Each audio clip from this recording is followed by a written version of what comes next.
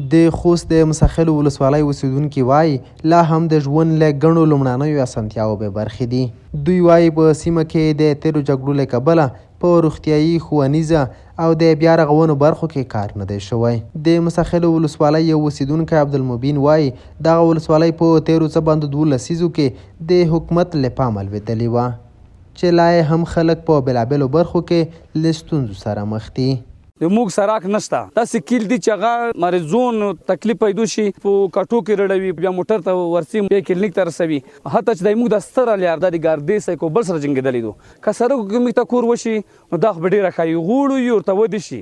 د همدې ولسوالۍ یو بل اوسیدونکی حمیدالله وایي د تېر نظام پر مهال دا سیمه د جګړې لومړۍ کرښه وه چې له امله یې ګڼې پروژې نه دي پلې شوي او له اوسني حکومت د اساسي کارونو غوښتنه کوي.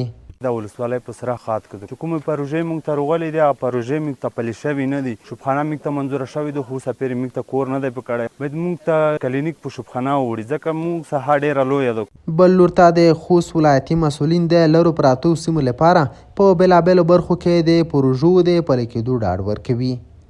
د خوست د اطلاعات او کلتور رئیس شبیر احمد عثماني وایي په مسخلو ولسوالۍ کې به ډېر ژر د ځینو کلینیکونو د جوړېدو چارې پیل شي او دا هڅې روانې دي چې د لرو پراتو سیمو خلکو لپاره اساسي ستونزې هوارې کړي.